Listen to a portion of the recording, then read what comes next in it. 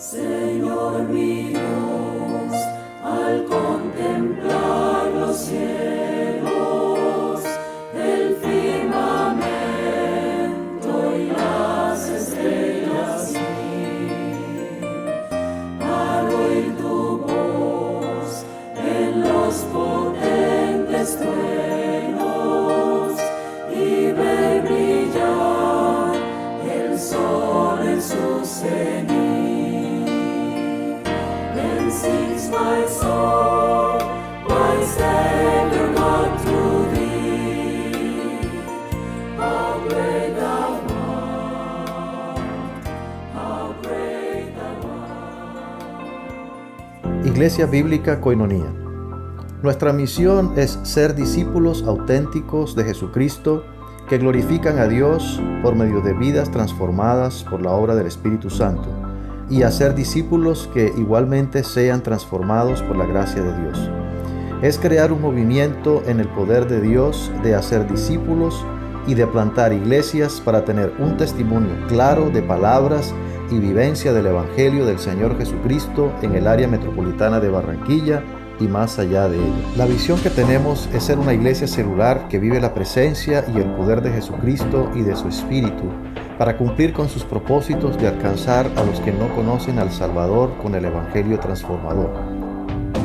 Ser una iglesia enfocada en la multiplicación de discípulos, de grupos familiares, de líderes siervos y de iglesias para presentar ante el mundo quién es Jesucristo.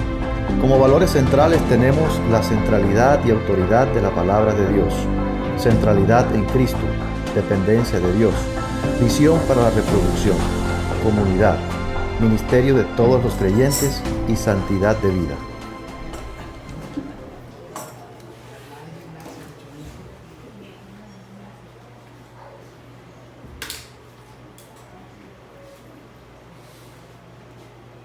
Tengo algunos anuncios importantes para todos ustedes en esta mañana antes de entrar a la enseñanza. Y uno es para que estemos orando constantemente los unos por los otros en diferentes situaciones que se presentan de salud, para que sigamos orando por la hermana Mabel en su proceso de recuperación y de tratamiento que van a seguir con ella. También la mamá de José ha estado con dificultades de salud allá en Manizales. Entonces, ¿cómo se llama tu mamá, José? Melba. Entonces vamos a orar por Mabel y por Melba para que Dios siga obrando en medio de la hermana Ruth, que lo operaron de su rodilla, está en ese proceso de recuperación. Entonces oremos. Señor, gracias porque podemos llegar a ti, porque tú eres todopoderoso y soberano. Eso lo acabamos de cantar, Señor, y sabemos que en tu poder tú puedes pasar tu mano sanadora sobre Mabel, Melba y Ruth y obrar de una manera significativa. Por eso clamamos a ti en esta mañana, que eres Jehová nuestro sanador, el que sana todas nuestras dolencias, el que rescata del hoyo nuestra vida y nos corona de favores y misericordia. Señor, que esto pueda ser evidente en la vida de cada uno de los parientes de estos hermanos y hermanas que están padeciendo, para que tú recibas mucha gloria y mucho honor. Gracias por tu intervención y por tu poder. En el nombre de Jesús. Amén. Amén. ¿Hay alguna visita en esta mañana que no hayamos, pero no he tenido reporte? Ya todos somos antiguos de estar acá. Entonces, bienvenidos todos. Hay otros anuncios muy importantes. Tiene que ver con el aniversario, los 40 años. Estamos en modo 40. Ayer Viera se despidió a los 40. Entonces, y con motivo del 40º aniversario de la iglesia, tenemos un ayuno de oración. Tenemos un ayuno el próximo sábado. El próximo sábado de 8:30 de la mañana a 11:30, a más tardar. ¿Eso qué quiere decir? Que para que tengamos un buen flujo de asistencia, no vamos a tener encuentros de grupos familiares el viernes y el sábado, para que concentremos todo para venir al ayuno el sábado en la mañana. Entonces, esto ya es, este ayuno tiene como propósito orar por todo lo que vamos a desarrollar en los 40 años de celebración que vamos a tener en el mes de agosto. Y a propósito de el aniversario, también seguimos pidiendo apoyo para alojamiento. No solamente vamos a tener hermanos de los Yupas, sino que vamos a tener al pastor Rafael Villa, que es el coordinador del circuito que viene de la ciudad de Cartagena. Entonces necesitamos apoyo en ese sentido. Entonces, bueno, ahí está la información del ayuno, del alojamiento, y también ya pronto van a darnos el veredicto de quién fue el que ganó. Ya lo escogimos, pero Sena iba como, y Sena se enfermó. O sea, porque hoy lo íbamos a traer ya como presentadito y todo, pero Sena está, también deberíamos hablar por ella porque está interna con un problema renal, entonces no pudimos traerle, pero ya escogimos el ganador. La ganadora fue Sadi. Sadi Solís presentó, y creo que también comparte el premio con Edrey, entonces repartimos el premio entre los dos. Bueno, gracias a Dios. Entonces ya tenemos el logo. Para la próxima se lo presentamos. Ok, la próxima semana. Y en cuanto al arreglo del techo, bueno, ya junto con el comité administrativo y los pastores ya concretamos, de la propuesta ya concretamos una con el arquitecto Ronald Camargo, y ya nos reunimos con él para la hechura del techo. Entonces, pronto le vamos a informar del inicio del trabajo. Él nos va a pasar ya un cronograma de cómo va a ser el desmonte y montaje de la cubierta. Entonces, y también todo lo que tiene que ver la logística para nuestras celebraciones. Entonces, eso se va a ir haciendo gradualmente, entonces de pronto podemos permanecer 1 o 2 semanas más o 3 acá mientras van procediendo en ese sentido. Esa propuesta que él nos hizo era por 33.900.000 pesos. La buena noticia es que ya tenemos hasta el momento ofrendado la suma de 22.278.000 pesos. Eso equivale a un 65%. O sea, pero ya tenemos también otras ofrendas que han entrado que no están ahí. O sea, yo soy consciente porque pasaron por mi mano y se las mandé a Yasmín. Y hay otra que vino de los Estados Unidos que van a hacer el cambio y también esa no está ahí. Entonces, eso va a aumentar, yo creo que llegamos al 70 o 72% en ese sentido.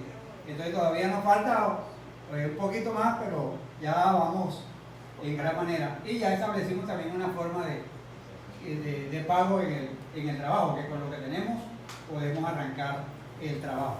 Entonces, gracias a Dios, gracias a hermanos en los Estados Unidos, gracias a hermanos aquí en Koinonia que han aportado para este fin. Gracias a Dios por eso. Entonces, seguimos adelante y gracias por el apoyo en esta eventualidad.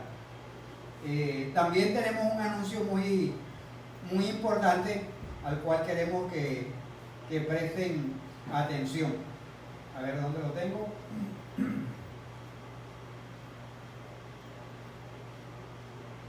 Es en referente al proceso de transición. Ustedes saben que en este proceso de transición, con la ayuda de Dios, nosotros vamos a estar aquí hasta el 31 de diciembre. Y eso implica todo un proceso de logística, de transición. Y una de las cosas que vamos a hacer es, en este proceso, el pastor Carlos Acosta va a pasar acá a la congregación La Gracia de Dios. Y explico un poquito, o sea, como estamos en ese proceso de empalme y transición, a partir de enero del 2024 no podemos esperar enero del 2024 para hacer la transición. Entonces, en ese sentido hay muchos aspectos y detalles que tienen que ver con el manejo interno de la iglesia y se necesita ir planificando todo para ese proceso, para que sea lo menos traumático posible para la iglesia y el liderazgo. En este orden de ideas, queremos comunicarle que, dado que Carlos Acosta fue delegado como pastor director por el equipo pastoral, y se supone que el pastor director es el que está en la iglesia madre, entonces esa es una de las razones por las cuales él pasa de allá, de la fe en Cristo, a ser el pastor director y pastor acá en la iglesia La Gracia de Dios. Eso se va a hacer a partir del 1 de septiembre. A partir de septiembre él pasará acá con su familia en esta última etapa de transición y empalme, o sea, en ese último trimestre. Eso es muy importante, o sea, el primer domingo de septiembre, es decir, el 3 de septiembre, Carlos Acosta estará acá con su familia ya asumiendo como pastor, bueno, él es pastor director, pero como pastor de acá de la congregación. Otro aspecto relacionado con este cambio es que le hicimos una propuesta a Carlos Rodríguez para que se vinculara como pastor de la iglesia. Y él ha respondido positivamente. Entonces, después de entrevistas, después de charlas, se le hizo la propuesta y él ha respondido positivamente. Eso quiere decir que Carlos estará funcionando como pastor a partir de enero del 2024. Entonces, todo eso es en el proceso de la transición. Nosotros entendemos que todos los cambios nos afectan a nivel emocional. O sea, eso tiene su efecto en unos más que en otros. Pero esa es una realidad. Pero oremos, como hemos cantado esta mañana, que la gracia de Dios es superior, la gracia de Dios es la que puede ayudarnos abundantemente para calmar nuestras emociones, para enfrentar los ajustes que hay que hacer debido a los cambios. Los cambios no son malos, los cambios se necesitan muchas veces, pero no son fáciles de nosotros adaptarnos a esos cambios. Entonces necesitamos la gracia de Dios en ese sentido. Entonces le damos gracias a Dios por la comprensión que ustedes van a tener y están teniendo sobre toda esta situación y el apoyo que nos puedan dar para que esto tenga el menor impacto posible. Ahí necesitamos mucho el apoyo de ustedes en este sentido y que pueda ser de bendición tanto para nosotros acá en la gracia de Dios como la fe en Cristo. Este mismo anuncio lo estamos dando allá y para los hermanos allá también va a ser traumático. O sea, de pronto es menos traumático para nosotros que para ellos. Pero al fin y al cabo, queremos que todo redunde para la bendición de Dios y para nuestro crecimiento espiritual. He dicho, referente a eso. Martín, ella que me acompañará a Juan. En el momento, Juan solo. En el momento. Esperamos ver cómo podemos cubrir esa necesidad que va a quedar para Juan allá. Pero si tú quieres movizo, te puedes Eso va a ser allá. Mi amor. No te nieguen a la el paro. Muy bien, entonces estamos estudiando el libro de los Hechos y el libro de los Hechos nos va a ayudar a tener una perspectiva también en cuanto a todos estos ajustes, todos estos cambios que se van dando. La vez pasada hicimos como especie de un recuento muy general del libro de los Hechos. Es como el domingo pasado vimos como el bosque. tupido de árboles.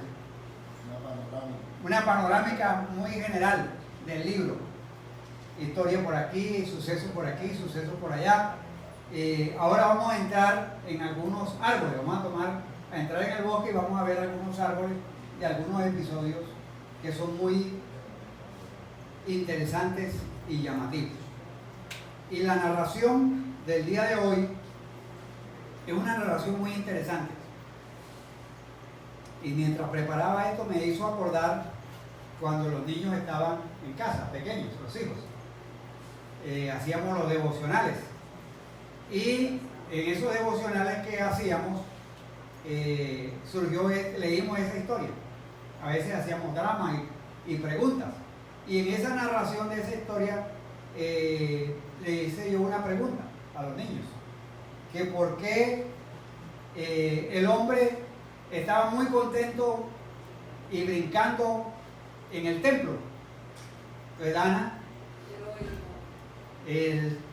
Dana pensó que la historia se trataba de un limonero, no un limonero, sino un limonero, y entonces ella dijo que él estaba muy contento porque le habían dado muchos limones en su mente, o sea, no entendía la palabra limonero, sino limonero, y la relacionaba con los limones. Pero la historia es una historia extraordinaria, es una historia hermosa que sucede en la puerta que se llama La Hermosa. Es una historia extraordinaria en una puerta que se llama La Hermosa.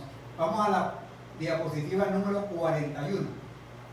Allí en la memoria está Hechos del Espíritu Santo, segundo domingo de julio, y la diapositiva número 41. Entonces, una historia extraordinariamente hermosa. En la puerta, La Hermosa. Hechos, capítulo 13, del 1 al 10. Vamos a leerlo. ¿Alguien, por favor? Hechos 3, del 1 al 10.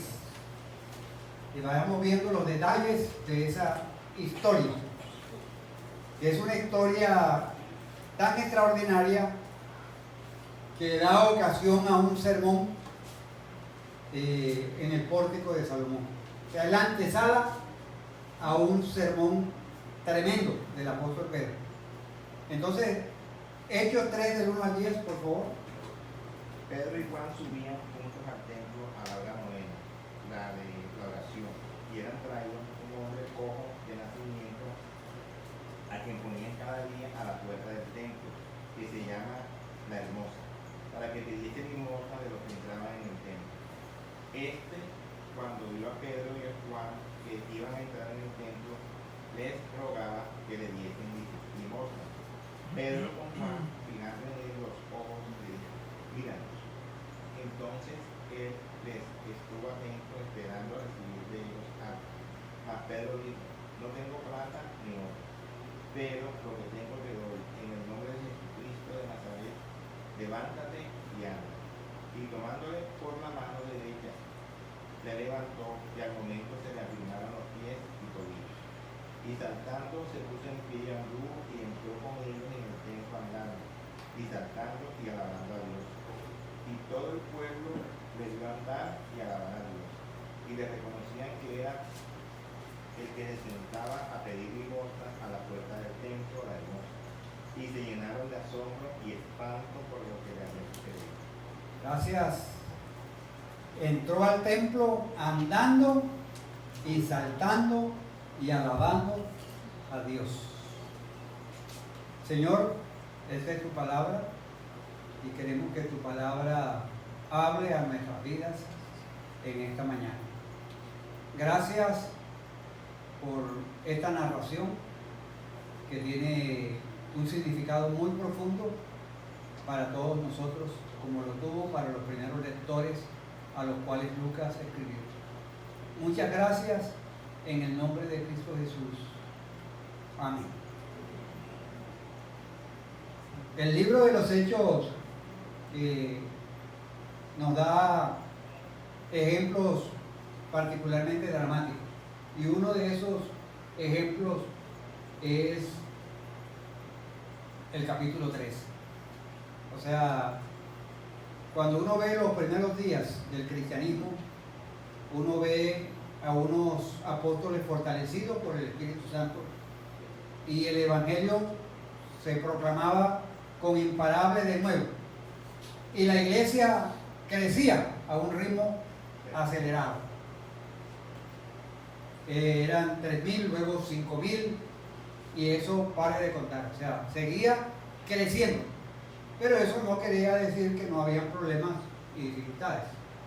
Entonces, vemos en este episodio algo muy interesante que tiene que ver con la historia de la propagación del Evangelio. Cómo Dios obra de una manera significativa a raíz de una situación difícil de una persona.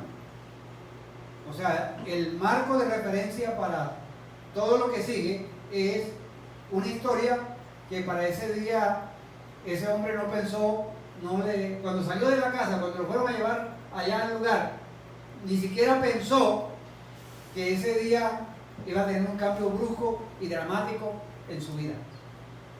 Porque venía en una rutina de su vida. La rutina de su vida era que temprano lo llevaban y lo colocaban allá, y no había de pronto las facilidades que tenemos hoy en día de una silla de ruedas, o que lo contratan a un carrito y lo ponen porque hoy en día eso se ha sofisticado tanto que hay personas que tienen unas empresas que llevan a las personas allá y les cobran.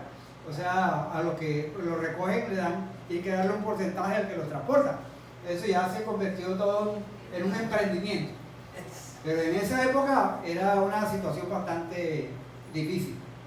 Pero uno ve la obra milagrosa del Espíritu Santo obrando allí a través de los apóstoles. Y yo le doy gracias a Dios que Pedro y Juan no tenían plata ni oro en el bolsillo ese día. Porque si hubiesen tenido oro y plata, lo hubieran dado y ese hombre no hubiera recibido lo que realmente él necesitaba. Lo que aparentemente este hombre necesitaba era una limosna, que a eso estaba acostumbrado todos los días. Y cuando uno piensa en el término de limosna, uno piensa es como en unas monedas. O sea, a veces el concepto que hemos traído del catolicismo romano es que la limosna que uno da es como que lo que a uno le sobra. Por allá la monedita de esas 50 que le quedan a uno, las amontonan, y ese es para los limoneros o para llevarla a la iglesia. Esa es la connotación que tiene la palabra limosna. O sea que es algo que no nos sirve a nosotros, pero le puede servir a esa persona. Entonces, pero hay algunas cosas interesantes en el relato que nos acaba de leer Robinson. En el versículo 1 señala que Pedro y Juan estaban trabajando juntos en el ministerio. Curiosamente, el texto bíblico y algunas tradiciones históricas indican que Pedro y Juan eran muy diferentes el uno del otro. El uno era explosivo. El uno lanzaba una pregunta y él enseguida respondía, así respondiera mal. El uno era, podríamos decir, colérico, sanguíneo, que cuando él decía una cosa la ponía en práctica. No, Señor, yo te defiendo a ti. Y aparece Marco y toda cuestión, atrapar a Jesús y saca su espada y le corta la oreja. Y Jesús tiene que recogerla del suelo, limpiarla y pegársela otra vez. Ese era Pedro, o sea, Pedro era. Pero Juan en la Biblia, impulsivo. Juan en la Biblia se presenta como el apóstol del amor, el que se recostaba al pecho de Jesús, al que Jesús le encargó su mamá. O sea, eso tiene un significado muy importante. O sea, que las cartas que escribe son unas cartas llenas de mucho amor. Hijitos, o sea, tiene en su expresión, en su actitud, es muy diferente a Pedro, pero podían trabajar juntos. En el ministerio pastoral de la Iglesia Bíblica Coinonías somos muy diferentes el uno del otro. O sea, y eso es algo muy interesante para tener en cuenta en el caso de Juan y de Pedro. Juan, conocido por su bondad y enfoque en amar a los demás. Pedro es recordado a menudo también por su denuedo, por su osadía. Entonces, este pasaje también modela el tipo de compañerismo que se puede tener, que no necesariamente tiene que ser con los mismos dones y los mismos talentos para poder trabajar juntos. Y yo pienso en el matrimonio también. ¿Qué tal en el matrimonio? Dos que sean solamente puro amor. Ay, el papacito, ay. O sea, se necesita también a alguien que en el matrimonio ponga las cosas en la cuestión con los hijos. O sea, el que pueda tomar la iniciativa, el que pueda tomar. O sea, se necesita también complementación en el matrimonio. Entonces, este compañerismo que se nos presenta aquí inicialmente cuando dice que Pedro y Juan subían juntos al templo a la hora novena, la de la oración. O sea, ese tipo de colaboración es eficaz en el ministerio del Evangelio. Dios le da a la iglesia dones espirituales y varias personalidades de liderazgo. Eso enriquece a una iglesia. O sea, la variedad, los diferentes dones, las diferentes personalidades. Entonces eso es algo que es muy importante que yo quería resaltar al mirar esta historia de Pedro y Juan subiendo al templo. Cuando yo pienso en Pedro y Juan, pienso en que el trabajo del liderazgo es ayudarnos los unos a los otros para que podamos ejercer nuestros dones con mayor excelencia y santidad, mientras que compensamos los dones que otros no poseen. Eso es, les voy a decir, ser honesto. Por ejemplo, yo, por ejemplo, mi fuerte no es visitar en los momentos en que hay un sepelio. Eso para mí me cuesta. Eso no es natural en mí. O sea, yo lo hago porque es una función que hay que cumplir. Pero eso no es, no sé, desde hoy, o sea, yo he sido como muy apático, o sea, muy, no tanto apático, sino que esos ambientes me producen, me afectan. Pero en el equipo pastoral hay otras personas que no les afecta eso y que pueden tomar la iniciativa. Entonces yo acompaño en esa iniciativa. Entonces, esa falencia que yo tengo es compensada por otra persona en ese sentido. Por ejemplo, Robert decía que él, en un momento dado acá en la iglesia también, todos los sepelios él era el que iba, o sea, no era el sepulturero ni nada de eso, pero era el que iba a hacer las ceremonias allá. Daba la cara por ahí. Exactamente. Entonces, esas combinaciones de personalidades y dones que uno las ve en el libro, en el Nuevo Testamento, como que es la función del cuerpo. O sea que cada uno tiene una función en el cuerpo. Ahí está la cabeza, están los pies, está el corazón, pero cada uno tiene su función y se complementan. Entonces, eso va a servir, esa combinación de personalidades y dones sirve mucho a la iglesia para enfrentar fielmente los desafíos que presenta el ministerio. Entonces, la personalidad de Pedro y Juan se complementan y por lo tanto podían trabajar como un tipo de equipo en el ministerio que ayuda a edificar el cuerpo de Cristo. Noten en esta cuestión acá, que ustedes van a notar que de pronto el que toma más la iniciativa es Pedro.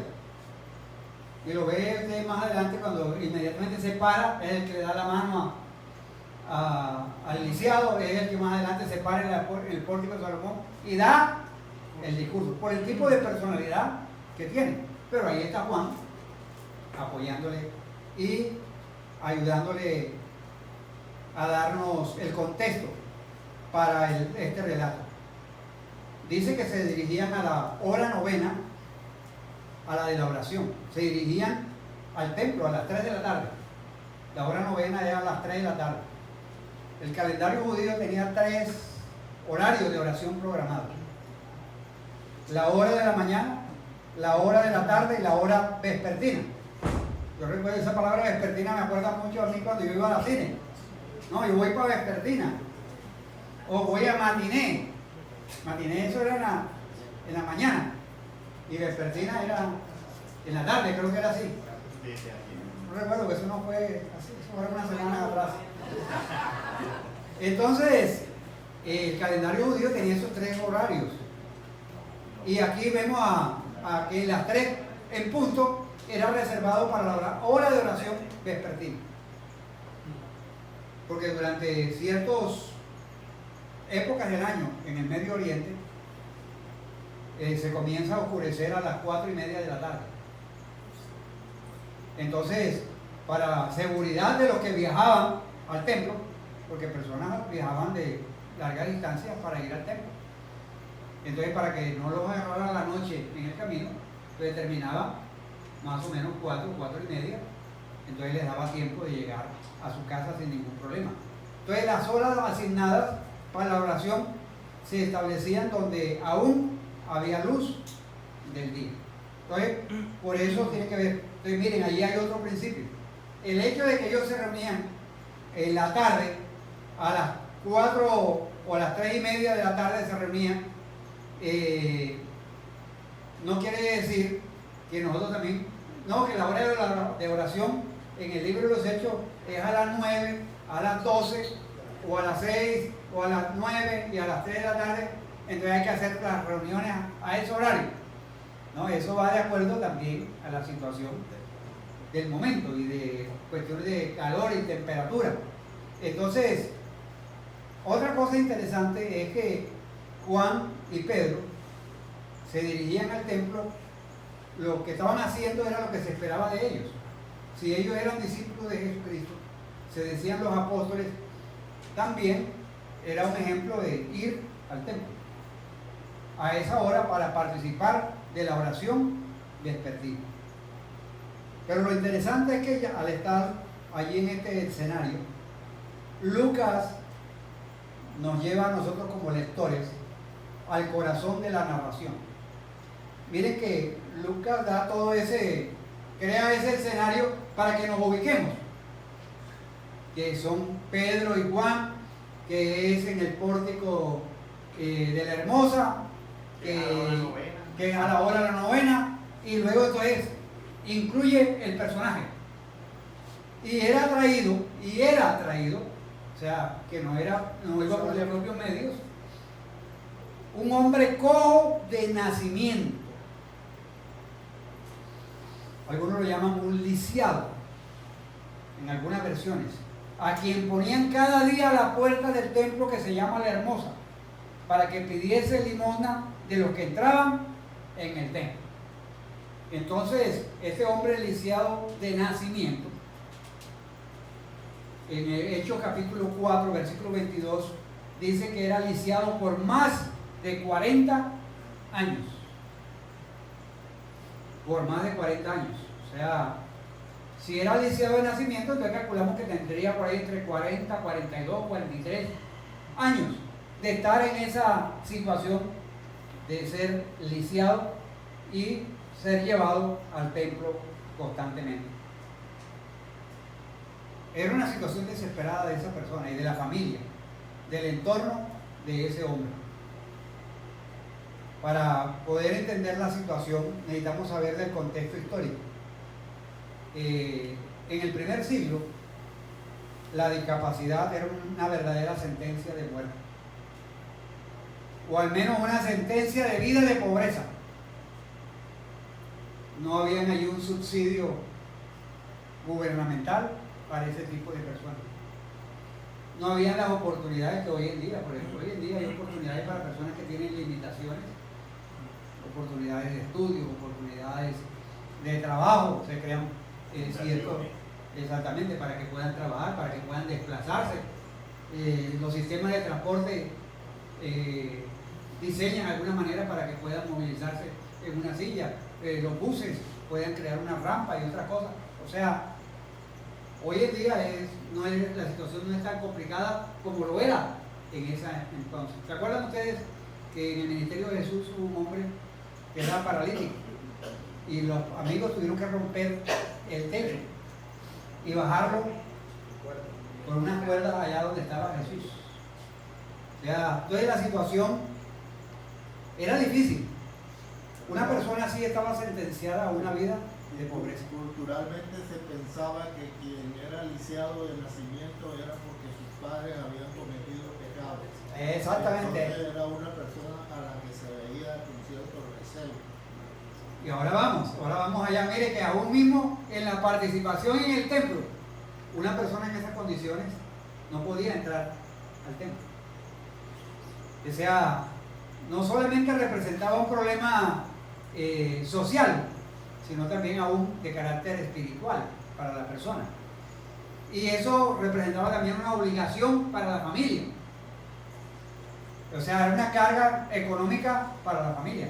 Entonces, los ubicaban estratégicamente en las puertas de la ciudad o en la puerta del templo. Uno observa, por ejemplo, en las catedrales acá de Barranquilla, que en los momentos, y en cualquier ciudad del mundo, o sea, en esas capillas, en esos templos, por lo general siempre hay unas personas ahí ubicadas estratégicamente. Entonces, para llamar la atención para poder recibir la ayuda. Ahora, en el mundo antiguo, las obligaciones estigmatizadas de esta clase de personas llevaban a veces al infanticidio. A un niño así decidía la familia que no merecía vivir y lo mejor era cometer un infanticidio. En la sociedad judía eso era prohibido. Matar a un bebé discapacitado estaba estrictamente prohibido. Pero no obstantemente eso seguía siendo algo difícil para la familia. Que la familia tenía que luchar por su subsistencia básica porque no se podía autosostener. Entonces por eso la mejor manera era llevarlo y colocarlo allí. Entonces uno ve también el drama de esa familia. No dice ahí el drama de la familia, pero uno se puede imaginar el drama de esa familia. ¿Quién es el que se va a encargar de llevar a fulano? Hoy le toca a fulano hacerse una lista y llevarlo bien. De pronto no era en uno solo, sino entre dos personas. El llevarlo, desplazarlo o echárselo en el hombro y llevarlo. Entonces, lo que se podía hacer básicamente a una persona discapacitada era llevarla a lugares públicos donde pudiera recibir limosnas o regalos de misericordia, como era el caso de este hombre. En resumen, las personas discapacitadas del mundo antiguo solían llevar vidas desesperadas, no disfrutaban de la vida, sino que simplemente enfocados y pensando en recibir limosnas de otros para poder subsistir. Además, como mencionó Roberto ahorita, las personas con discapacidad a menudo eran rechazadas por ser espiritual o moralmente inferiores, consideraban la gente. Esa era la cosmovisión. Y eso se refleja en el capítulo 9 del libro de San Juan, cuando los apóstoles se encontraron con un hombre que había nacido ciego, y al ver al hombre, los discípulos le preguntaron a Jesús, ¿para qué este hombre haya nacido ciego? ¿Quién pecó? ¿Él o sus padres? Esa es la connotación. O sea, él está así porque se lo merece. Eso es culpa de sus papás.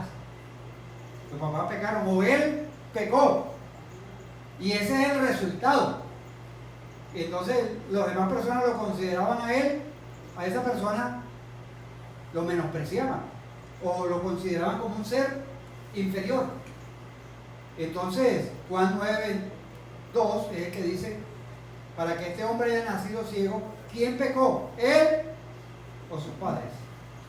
La respuesta de Jesús lo reprendió y le dijo que no era el pecado del hombre ni el de sus padres lo que causó su ceguera, Más bien Jesús dijo que el hombre había nacido ciego para que la obra de Dios se hiciera evidente en él. Eso para la gloria de Dios. Nació ciego para la gloria de Dios. No exactamente podríamos decir, no, es que Dios lo mandó ciego al mundo para que Dios se glorificara más adelante y todo ese tiempo sufriera. No, sino para que esa situación complicada en la vida de esa persona fuera una ocasión para que Dios manifestara su gloria y Dios recibiera mucha gloria.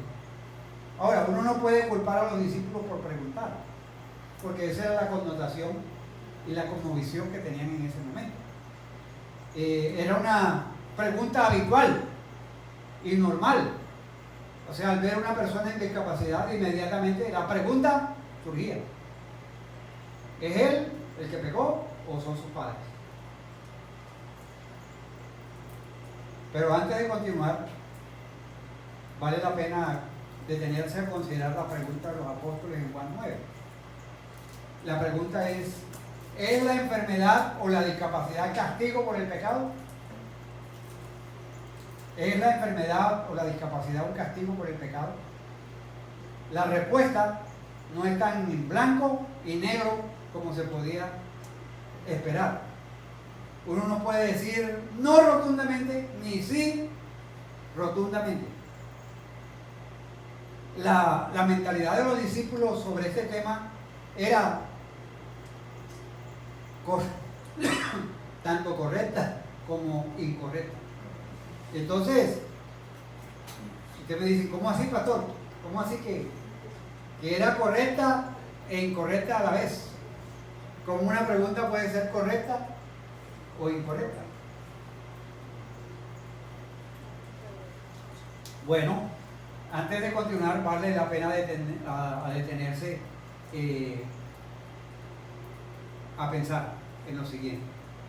¿Es correcto atribuir todas las enfermedades y discapacidades al pecado en general? Porque recuerden que sin el pecado no habría más que perfección en todo el orden creado. Y Dios creó al hombre bueno en gran manera cuando creó al hombre y la mujer. Entonces, uno puede pensar que no hay nada de... El pecado fue el que vino a traer la imperfección y los problemas y las enfermedades. Pero por otro lado, es incorrecto pensar que siempre se puede identificar un pecado en particular que causó tal enfermedad o discapacidad. A veces una enfermedad se puede atribuir a un pecado específico. Por ejemplo, una enfermedad hepática puede ser causada por el abuso del alcohol. Pero la mayoría de las causas de las discapacidades no se pueden atribuir a un comportamiento pecaminoso o disfuncional. Y creer lo contrario es la falacia que Jesús le advirtió a sus discípulos. Entonces, cuando uno piensa en esto, uno viene y piensa. En 1 Corintios habla acerca del participar en la cena del Señor. Cuando alguien participa de manera indigna. Entonces Pablo dice, por lo cual hay muchos y debilitados entre vosotros y muchos duermen. O sea, y ese duermen allí no quiere decir que se quedan dormidos en una hamaca o aquí, sino que mueren por causa de estar viviendo en pecado y participar de la cena en ese estado. Entonces, cuando uno va mirando y comprende el fondo histórico, vemos que es trágica. Es muy catastrófica la situación de este hombre en Hechos 3. Por eso cuando el hombre se dirige a Pedro y a Juan, estaba suplicándole ayuda para sobrevivir. O sea, estaba pensando con esta limosna que yo recibo hoy puedo vivir un día más. Él iba con esa mentalidad de cada día, vivir el día a día con la limosna que recibía.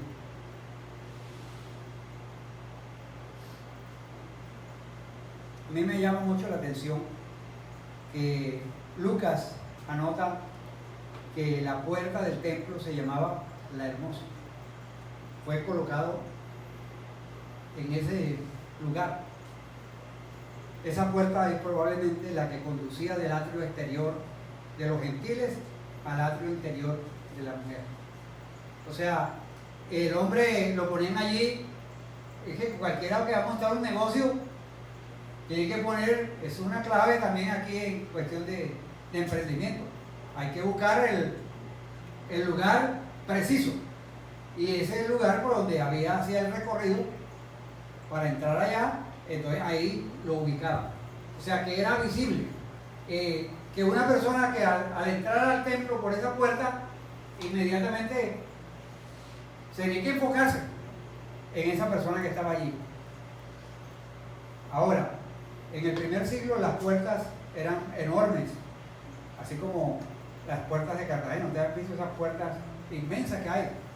Pero no solamente las puertas servían como protección, sino que también indicaban el valor de la persona que elaboraba esa puerta o a quién era dedicada esa puerta.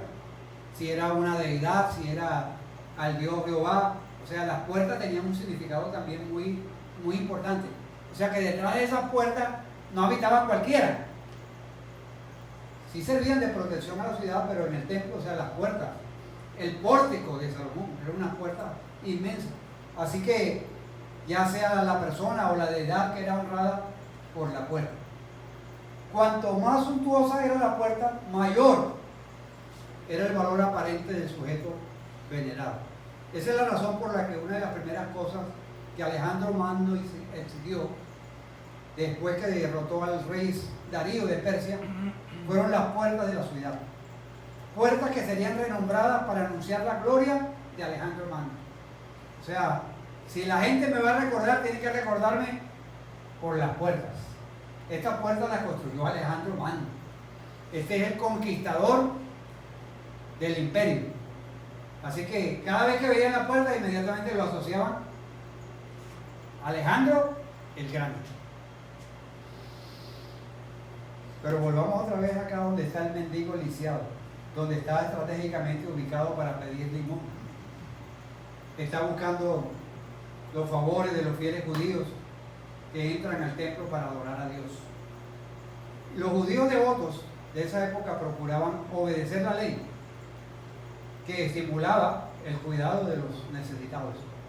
Así que los ojos del mendigo, la puerta del lugar sin duda era el mejor lugar para encontrar personas que cuidaran de él.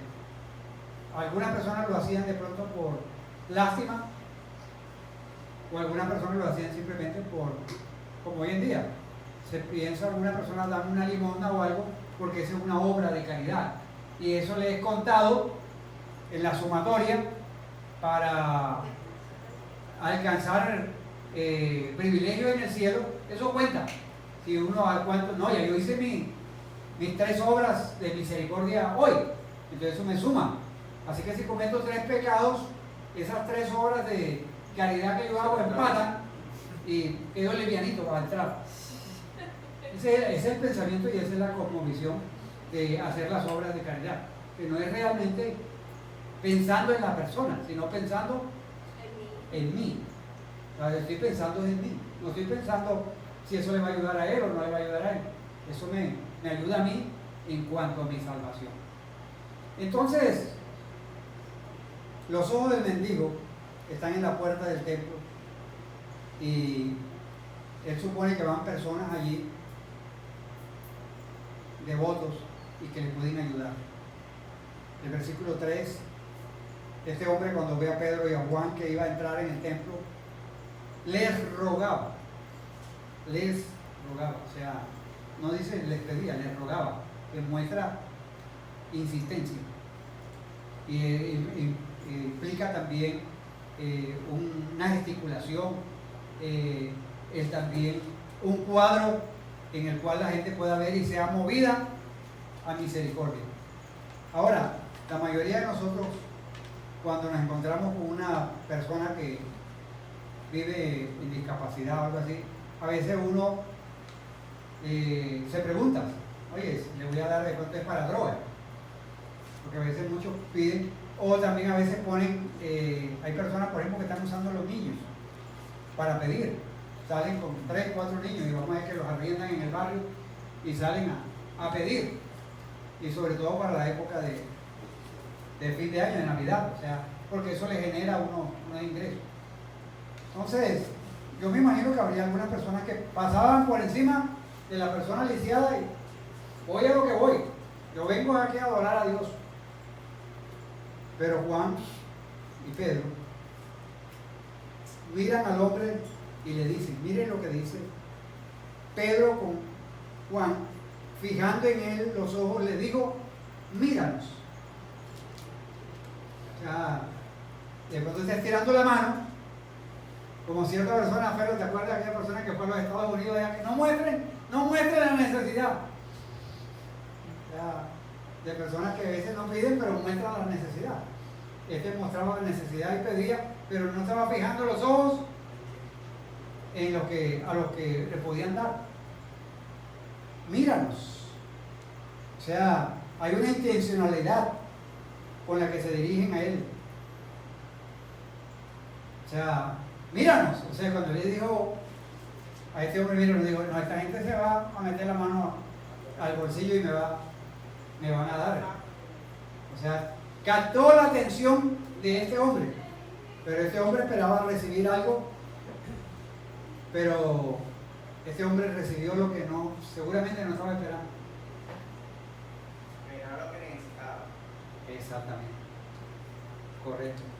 Mire, él está parado allí en la puerta de la hermosa, sentado, parado está Pedro y Juan, pero este hombre está sentado o acostado.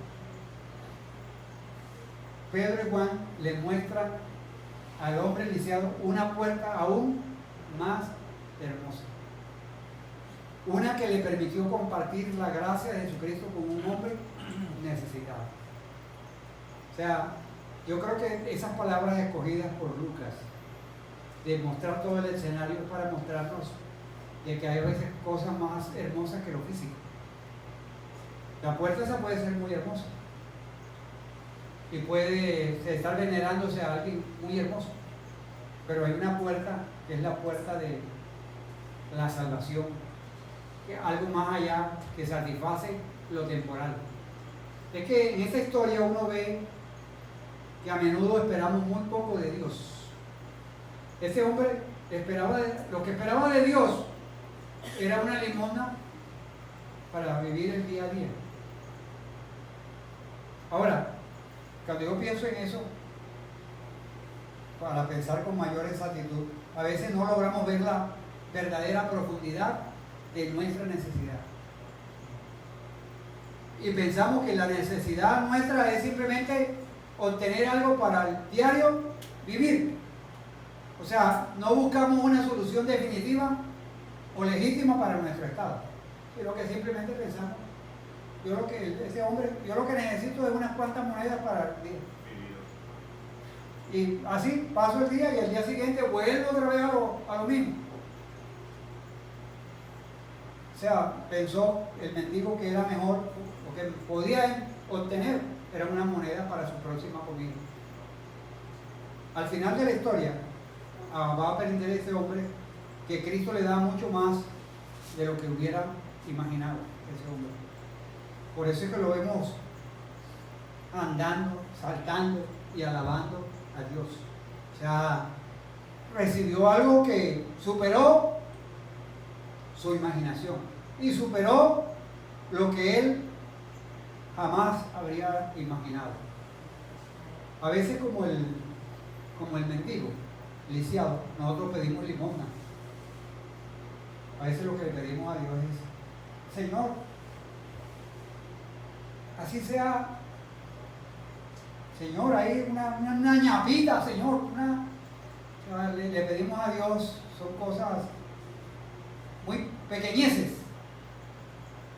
cuando realmente a veces lo que necesitamos es algo más profundo en nuestra vida. Amén. A menudo no nos damos cuenta que nuestras necesidades más profundas no son solamente físicas, sino espirituales. A veces le pedimos al Señor que cambie nuestras circunstancias. Señor, cambia las circunstancias y te seré más fiel.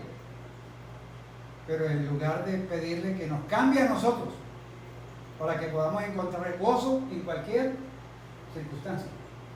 Y eso es muy diferente. Muchas veces nos conformamos con pequeñeces cuando lo que Dios nos ofrece es aún mejor. Yo he venido para que tengan vida y la tengan ¿qué? En abundancia. Señor, dame ahí un poquito ahí de salud, Señor, ahí como para que yo no sienta dolor en el día de hoy. O sea, pequeñeces. Nos conformamos con pequeñeces cuando lo que Dios nos ofrece es lo mejor. Dios es verdad que no promete prosperidad en esta vida, pero sí promete su Espíritu Santo y su poder sobre el pecado. Dios no promete riqueza, pero sí promete contentamiento en Cristo. Aprender a vivir cuando hay mucho y aprender a vivir cuando hay poco. Eso es obra de Dios en el corazón nuestro. ¿Pero? Sí, todo lo que usted ha expresado y también la capacidad que nos da para hacer luz en medio de las tinieblas y ser de influencia para glorificar a Dios. O sea, eso es algo muy importante que Dios nos respalda cuando somos sal y luz en medio de una comunidad donde estamos. Puede ser que nosotros no seamos ricos en esta vida, pero algo que sí estoy seguro es que Dios nos promete riquezas en el cielo.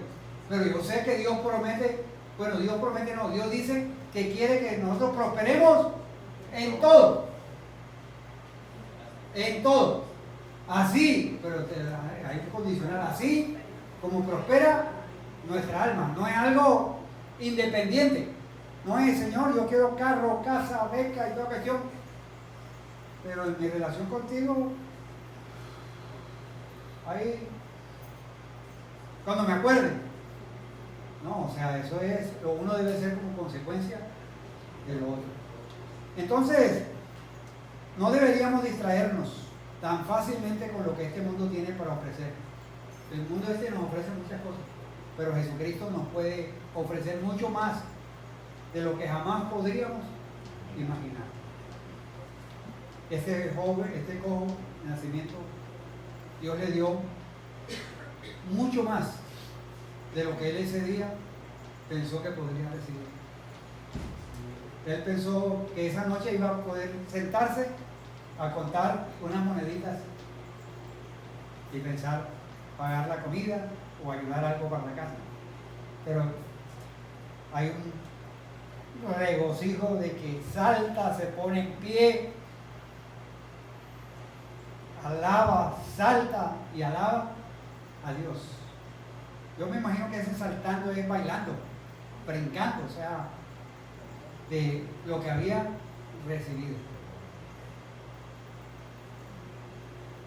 Lo que tengo te doy, le dijo Pedro y Juan. Cuando ya capta la atención del hombre lisiado, Pablo habló en el nombre de los dos apóstoles y le dijo, de lo que tenemos, mire, Pedro le dijo, no tengo plata ni oro, pero lo que tengo te doy en el nombre de ¿quién? De Jesucristo de Nazaret. Levántate y anda. Lo que le dan a este lisiado es en el nombre de Jesucristo. No es por mi poder. No es que yo, Pedro y Juan somos los superpoderosos, sino es en el nombre de Jesucristo. Le ofrecieron gracia y sanidad por el poder del Espíritu Santo. No le dieron ni oro ni plata, sino lo que dieron lo más valioso que tenían.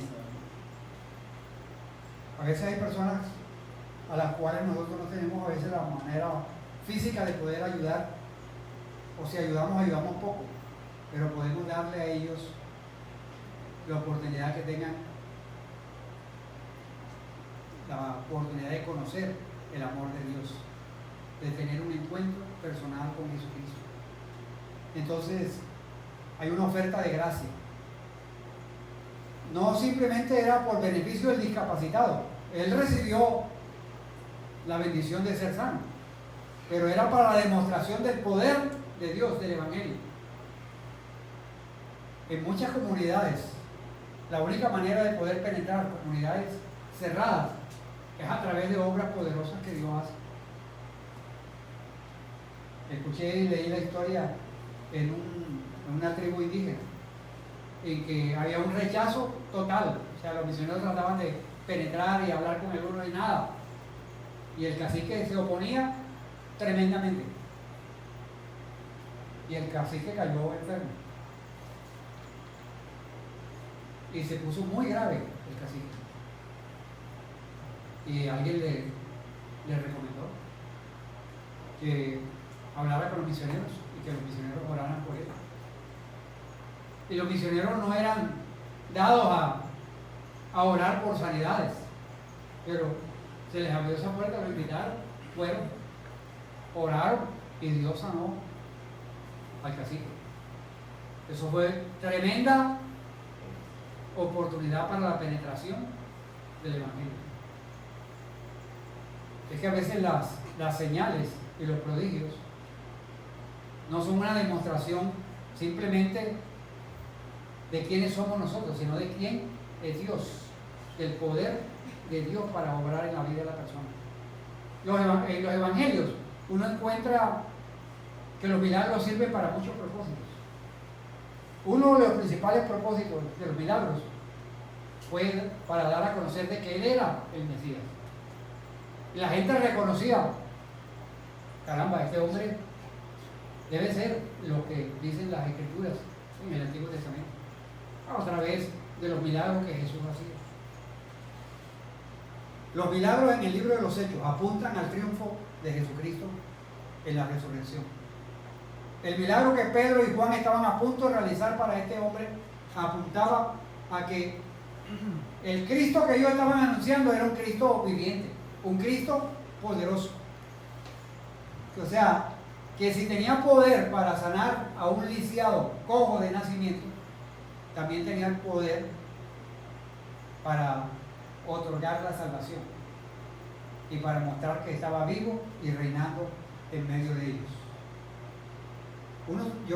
La pregunta me la hice. En esa actualidad deberíamos orar por actos milagrosos similares para que puedan constatar la veracidad y el poder del Evangelio. Repito la pregunta. En la actualidad deberíamos orar por actos milagrosos similares a este para que puedan constatar la veracidad y el poder del Evangelio. Los cristianos, por supuesto, están divididos sobre el tema si los dones milagrosos continúan operando dentro de la iglesia hoy. Sin embargo, todos los cristianos creemos que Dios es soberano y que Dios actúa de manera milagrosa en todo el mundo. No debemos tenerle miedo a orar en un momento dado por un enfermo, porque el poder no es nuestro, el poder es de Dios. Si nuestra oración principal debe ser que cambie Dios el corazón de las personas, pero a veces hay una antesala a eso, es a través de la sanidad de esa persona, de ver el poder de Dios en su vida, esa persona se abre su corazón para el Evangelio de Jesucristo. Yo he visto muchas personas que han llegado al Evangelio a través de orar por ellos y recibir sanidad. No todos. Yo tenía un profesor allá en el seminario que nos pidió que diéramos testimonio de cómo nos había ido. Y hay uno que fue a Manizales, cuando yo estaba en Armenia, fue a Manizales y contó, no hermano, y esta semana el pastor de allá me mandó a visitar a 3 enfermos y bueno, los 3 se murieron después que oré por ellos. Y dice el profesor así: cuando esté enfermo a fulanito no me lo traigan aquí para que ore por mí. Tenía como una sentencia de muerte ahí, pero hubo otras personas que oraban, o sea, y eso les abrió puertas para la predicación del Evangelio. Nunca debemos temer pedirle a Dios que haga lo que sea necesario para despertar a los pecadores a su necesidad de salvación. A veces un hermano me dijo, me estaba como muy confuso él, porque a una familia se le perdió una perra y le pidieron que orara. Pastor, ore porque me aparezca la perra. Esa familia no era creyente,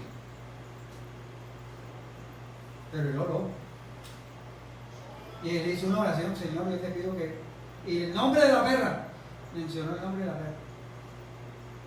Y en la noche lo llamaron, la perra apareció. Y eso fue una oportunidad para evangelizar a esa familia.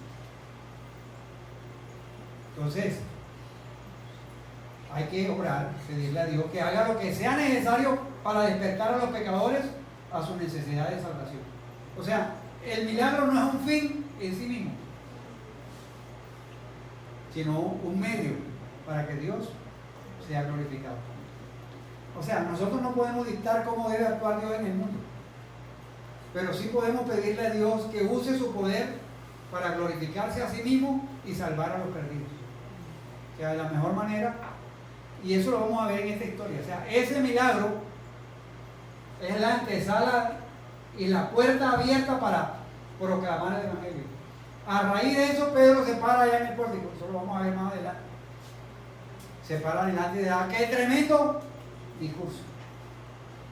O sea, no simplemente fue el beneficiado, el lisiado, sino que a través de eso se abrió una oportunidad, una puerta. Después que Pedro le dio al hombre lisiado la orden de caminar, el apóstol tomó la iniciativa de ayudarlo a levantarse para ver el fruto del milagro, porque probablemente ese tipo estaba impactado. La intención de Pedro era mostrarle algo externo de lo que había sucedido en el hombre. Este hombre ahora podía caminar, saltar, porque primero hay un milagro de afirmarse los pies y los tobillos. Luego salta. Y saltando, o sea, pegó un brinco y se puso en pie y anduvo. Y entró con ellos en el templo, andando y saltando y alabando a Dios. Esos eruditos que están allí, o sea, expresan la actividad, la emoción, todo lo que estaba sucediendo. Miren que lo primero que hace es visitar el templo. Tan cerca que estuvo del templo por más de 40 años y no podía entrar al templo. Ese punto es muy significativo, por lo menos por dos razones. Nos queda 1 hora y media todavía. Primero, Levítico indica que las discapacidades prohibían a las personas entrar al templo. Mire lo que dice Levítico 21:18. Porque ningún varón en el cual haya defecto se acercará, varón ciego o cojo, o mutilado o sobrado, o que le sobre algo. Un dedo de la mano, o sea, o sobrado, o sea, no es que sea sobrado, no, yo soy el mejor que todo. Ya no, sobrado, que le sobraba un dedo en la mano. Ese es el versículo favorito de la señora Piraquide, ¿se acuerdan? Donde ella le decía, Salmo 8. O sea, según pasaje en el Salmo 8.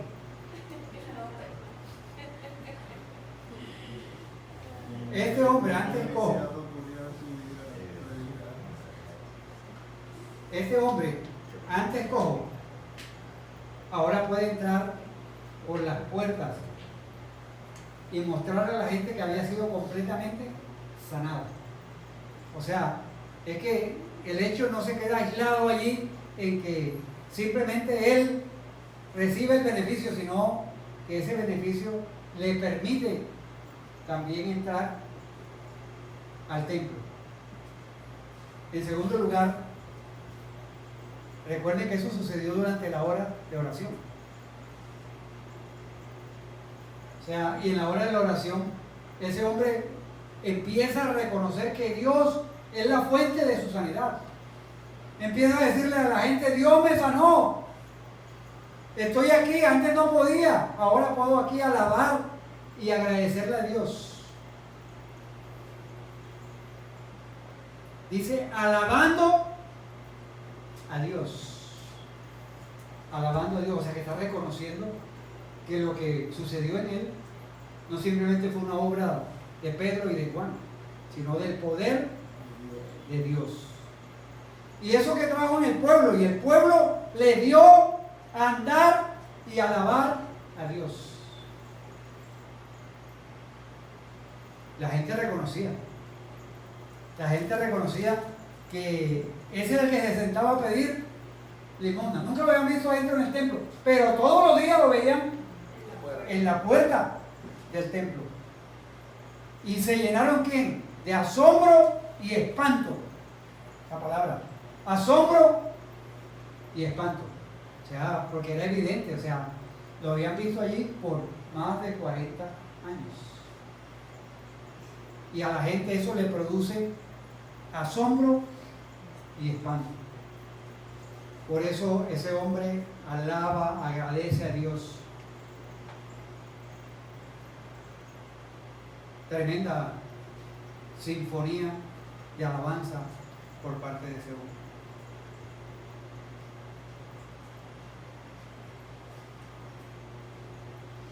Cuando yo pensé en esas palabras, admiración y asombro, o sea, esa admiración y asombro permite que la gente se acerque a los apóstoles. O sea, ese asombro y admiración abre puertas y es una nueva oportunidad para compartir el Evangelio. Entonces miren que ese milagro no es un fin en sí mismo, eso trasciende. Y eso debería ser lo natural, lo normal, cuando una persona recibe un beneficio, ya sea físico o ya sea espiritual, en que eso pueda ser una nueva oportunidad para compartir con otros el Evangelio de Jesucristo. ¿Tao? Mi papá, él tenía un hermano, Frank, que murió hace unos años y estuvo en el hospital Barranquilla enfermo, tuvo una situación de urgencia ahí y se ha ido mi tío, se perdió, o sea, no se sabe cómo evadió pues los controles de allá y se perdió, se salió del hospital. Mi papá me contó. Entonces yo por la preocupación que tenía por mi papá, papi, ¿cómo vas a salir tú a buscarlo? Y mi papá me dice a mí, mira, si tú no tienes fe, ni me digas nada más, ni vayas conmigo, y se fue. Él oró antes y lo encontró. Encontró a mi tío en el lugar, o sea, y me dice, no, a mi Dios me guió el lugar y todo, y regresó con mi tío.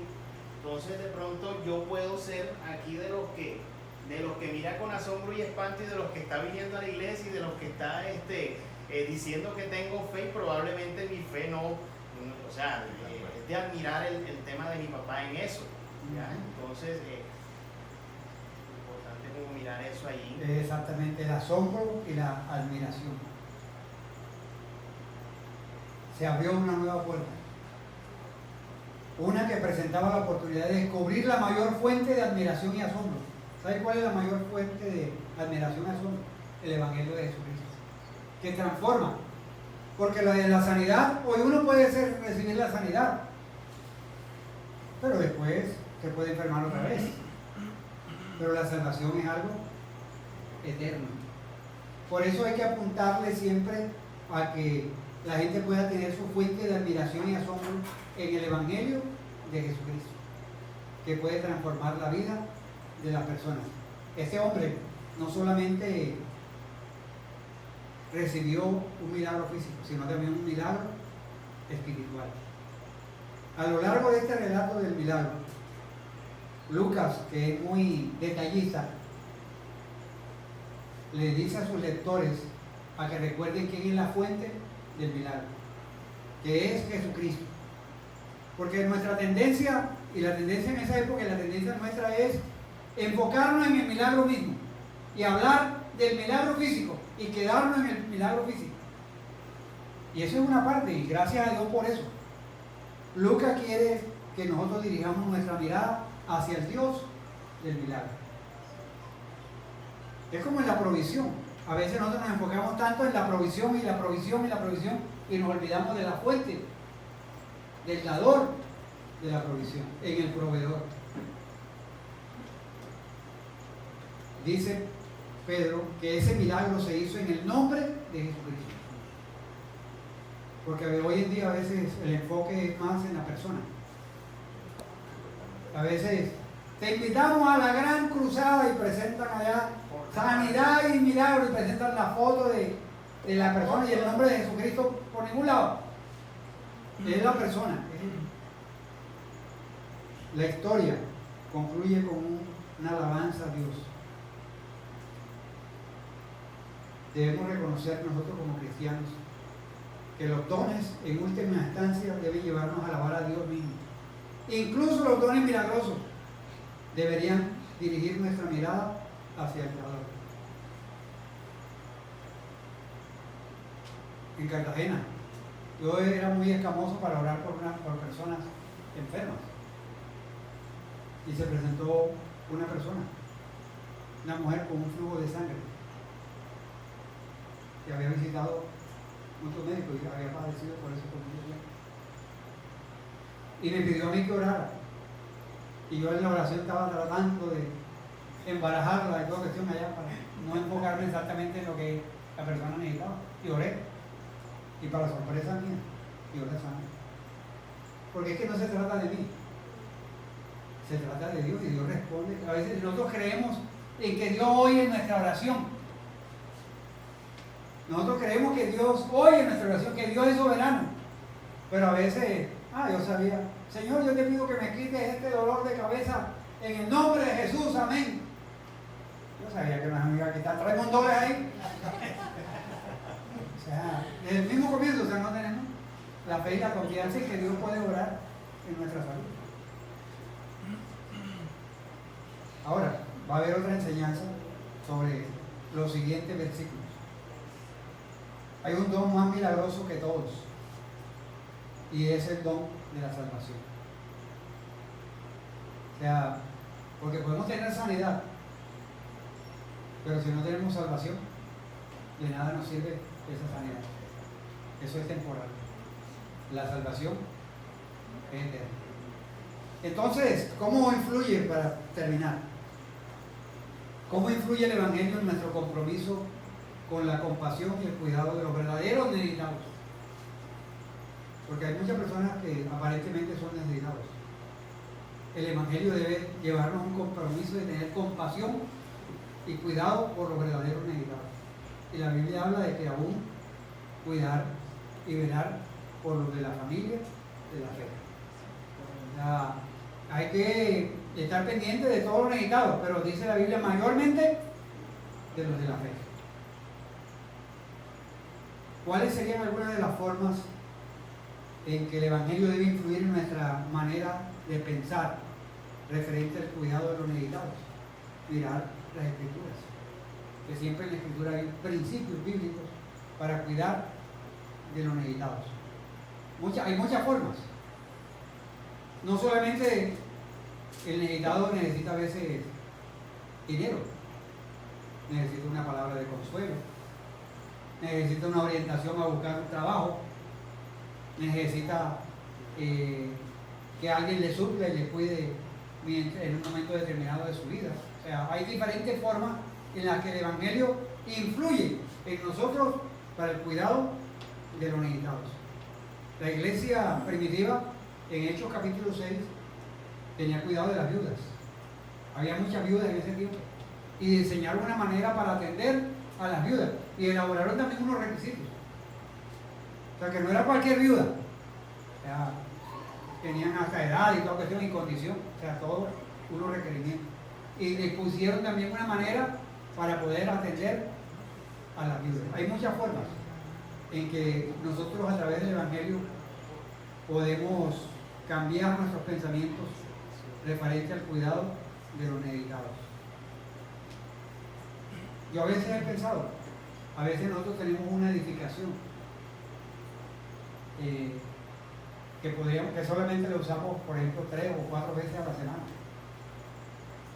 Que una edificación pudiéramos usarla para tener, a mí me sorprendió en un templo eso se llama Jamundí, Cauca, Jamundí o Valle, el Valle. Allá en el día yo llegué Y ahí tenían todas unas máquinas de coser, y estaba una canción y hermanas de la iglesia tenían unos talleres de enseñanza y consiguieron con el SENA unos cursos y las instalaciones las tenían abiertas de lunes a viernes para el curso de capacitación para las mujeres. Y una manera de servir a la gente, una comunidad muy necesitada.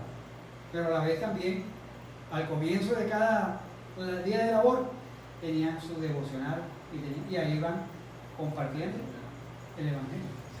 Entonces, formas en que se pueden utilizar ciertos lugares para poder ayudar a un necesitado. Ahora, ¿de qué manera podemos nosotros tomar la iniciativa, como lo hizo Pedro y Juan, de buscar puertas abiertas para anunciar el Evangelio? O sea, Pedro y Juan hubiesen pasado por allí tranquilamente. Yo voy a lo mío, yo voy a la oración. Y eso me puede retrasar. Y eso me puede quitar el tiempo y desenfocarme. No, o sea, ellos tomaron la iniciativa, claro, guiados por Dios. Y eso fue una puerta abierta para anunciar el Evangelio. Y hay iniciativas que nosotros podemos tomar bajo la guía de Dios para hablar el Evangelio, para anunciar el Evangelio y para que situaciones sean usadas para la gloria de Dios. Miren, a veces hay temas de conversación que la gente nos ofrece. La gente aquí para aquí es muy dada que si usted va en un bus, le mete conversación de algún tema de lo que está pasando en la realidad. Y a veces nosotros seguimos el tema y nos quedamos solamente en el tema. Y ya, o sea, después uno dice, pues hubiera podido aprovechar y mencionar lo que dice Dios, esto por aquí, por allá. Entonces, seamos intencionales en aprovechar las oportunidades, puertas abiertas para anunciar el Evangelio. El lisiado fue una oportunidad para una puerta abierta para la predicación del Evangelio. Ahora, ¿cuáles son algunas de las cosas que a través de tu vida cristiana has presenciado personalmente que te han hecho sentir admiración y asombro por la obra de Dios? Porque déjame decirte, si tú no en tu vida no has experimentado cosas que te causan admiración y asombro, preocupante. Pero uno le causa admiración y asombro ver a veces personas que han llegado a la iglesia en una condición muy difícil de su vida y Dios las ha transformado, Dios las ha cambiado de una manera poderosa por la obra de Dios. Ese punto me recuerda mucho a la situación de mi mamá, que para todos acá nos conocía en la iglesia. Que los médicos pronosticaban que ella no iba a poder caminar y que encontraban muchos médicos observaron el microscopio las células cancerígenas. Y yo sorpresa, luego de varias biopsias no volvieron a aparecer. Y hoy en día ya le dieron de alta al hematólogo porque dice que ya han buscado mucho, que no hay nada. O sea, que ellos están asombrados porque las vieron y no, que ya no aparecen.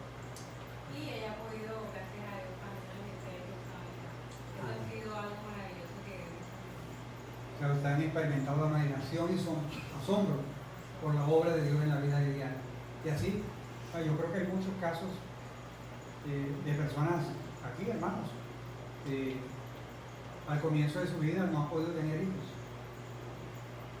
Y Dios va a intervenir. Por ejemplo, nosotros, los primeros 5 años pudimos tener hijos. Y oramos y Dios nos dio no solamente un hijo, sino 3.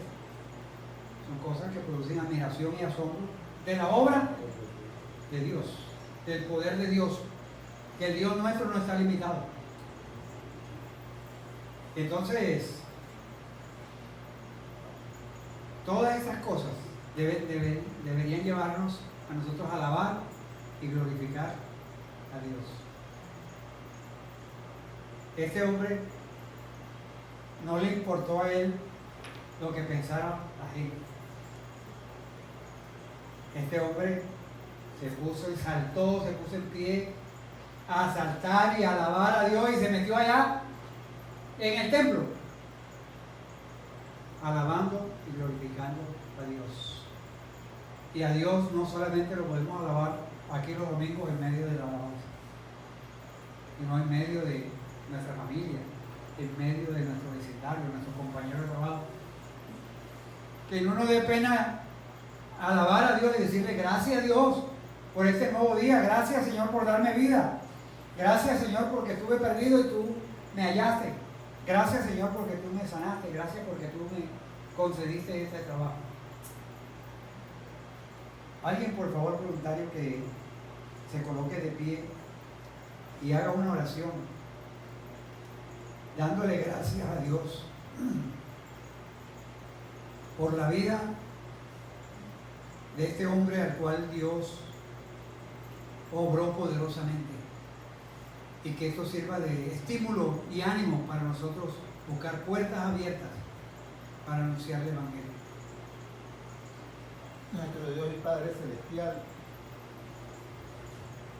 te damos gracias por tu palabra, porque tu palabra es verdadera. Y en tus palabras hemos podido comprobar en el día de hoy que hay ejemplos de cómo tu poder actuó sobre personas, concretamente en este hombre cojo, y que tú a través de Pedro y Juan le restauraste su andar. Pero no solamente el milagro quedó allí en algo físico, sino que este hombre también entró al templo dando gracias y alabando. Ayer en el grupo familiar comentábamos, y recuerdo mis palabras: toda persona tiene necesidades espirituales. A veces nosotros nos encontramos con personas y pensamos que tienen necesidades económicas, de salud o cualquier otro tipo de necesidad. Pero lo que nosotros debemos tener siempre en cuenta es que toda persona tiene necesidades espirituales. Aún nosotros, que te hemos aceptado como nuestro Señor y Salvador, existen momentos en nuestras vidas de tribulación y necesitamos de los hermanos y de tu palabra para curar esas necesidades espirituales. Por eso te damos gracias, Señor, y te pedimos que seas tú fijando este pensamiento en nuestras mentes para que seamos propositivos y cuando estemos en conversaciones con otras personas traigamos a nuestra mente esa verdad de que esa persona en particular tiene necesidades espirituales y que si nosotros la conversación así sea sobre un tema mundano, lo llevamos al plano espiritual, vamos a descubrir que esa es una verdad, tiene necesidades espirituales. Y por tanto nosotros que somos tus hijos, tus emisarios, tus discípulos, los encargados en este momento de llevar tu palabra a otras personas, podamos brindarle ayuda a esa persona con la que estamos conversando. Ayer también se nos preguntaba por qué como hijos tuyos en ocasiones pensamos que no tenemos ese poder para llevar tu palabra. Y la conclusión es que en ese momento nuestra fe ha menguado. Por tanto, Señor, te pedimos, así como dijo el Señor Jesucristo, que aunque a pesar que nuestra fe es tan pequeña como un grano de mostaza, si la ponemos en acción, produce un gran árbol en donde las aves hacen nidos. Así nuestra fe, si la practicamos, si la llevamos en conversación a personas, esas personas van a ser saciadas en sus necesidades espirituales, porque tú estás interesado en ese tipo de personas, como dijo el Señor Jesucristo. He venido a buscar enfermos, no sanos. He venido a rescatar pecadores. Y nosotros somos los portadores de tu palabra. Y tu palabra es la que transforma a las personas. Te pedimos, Señor, entonces que nos ayudes a todos nosotros para poder ser fieles a lo que tú como última voluntad, cuando ascendiste al cielo, nos dejaste como compromiso. Ir y hacer discípulos en todas las naciones. Te lo pedimos, Señor, con acción de gracias en el bendito nombre de nuestro Señor Jesucristo. Amén. Amén. Bueno, que esta semana haya muchas cosas que causen asombro y admiración. Y siempre le demos la gloria a Dios. Que Dios nos bendiga a todos.